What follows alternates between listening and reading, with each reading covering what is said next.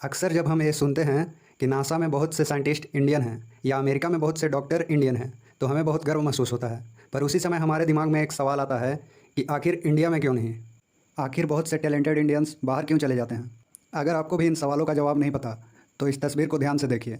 ये शख्स जवाब है उन सभी सवालों का। आज हम बात करने वाले हैं डॉक्टर वशिष्ठ नारायण की। जिस व्यक्ति ने आइंस्टीन के थ्योरी को चैलेंज किया हो या जिसके सामने नासा भी नतमस्तक हो गया हो, सोचिए उसका जीवन कैसा होगा। लेकिन इस केस में आपका अनुमान बिल्कुल गलत होने वाला है। वशिष्ठ नारायण का जन्म 2 अप्रैल 1942 को बिहार के भोजपुर जिले के बसंतपुर में हुआ था। शुरुआती पढ़ाई इन्होंने नेतरहाट रेसिडेंशियल स्कूल से की, जहां से इन्होंने मैट्रिक का एग्जाम दिया और पूरे बिहार में टॉप किया। उसके बाद इन्होंने पटना साइंस कॉलेज से इंटर की एग्जाम दी और पूरे बिहार में टॉप किया। शुरू से ही ये मैथ में बहुत तेज थे। ये अपने कॉलेज के मैथ टीचर्स को उनकी गलतियों पर टोक दिया करते थे और फिर टीचर के कहने पर उसी सवाल को 4-5 तरीकों से सॉल्व करके दिखाते थे। उन्हीं दिनों कैलिफोर्निया यूनिवर्सिटी के प्रोफेसर जॉन कैली आईआईटी कानपुर में पढ़ाने आए थे। जब वे वशिष्ठ नारायण से मिले तो उन्होंने हीरे को पहचान लिया और वे 1965 में वशिष्ठ नारायण को अपने साथ अमेरिका ले गए, जहां वशिष्ठ नारायण ने वाशिंगटन यूनिवर्सिटी में एसोसिएट प्रोफेसर के पद पर काम किया। बाद में उन्होंने नासा में भी काम किया। अपोलो लॉन्चिंग के दौरान जब नासा के 31 कंप्यूटर बंद हो गए तो वशिष्ठ नारायण ने अपने दिमाग के कैलकुलेशन के आधार पर मिशन को आगे बढ़ाया। बाद में जब उन कंप्यूटर्स का कैलकुलेशन निकाला गया तो वे वशिष्ठ नारायण के कैलकुलेशन से पूरी तरह मैच हो रहे थे। इस घटना ने पूरे अमेरिका में हड़कंप मचा दिया।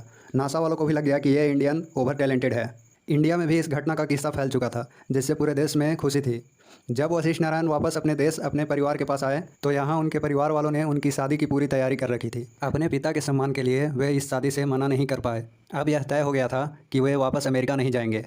प्रोफेसर कैली ने बहुत कोशिश की कि वे वापस अमेरिका आ जाएं, पर वे नहीं गए। उन्होंने इंडिया में ही काम कर अपने देश को आगे बढ़ाने की सोची। भारत में उन्होंने आईआईटी कानपुर और कई बड़े यूनिवर्सिटीज़ में प्रोफेसर के पद पर काम किया।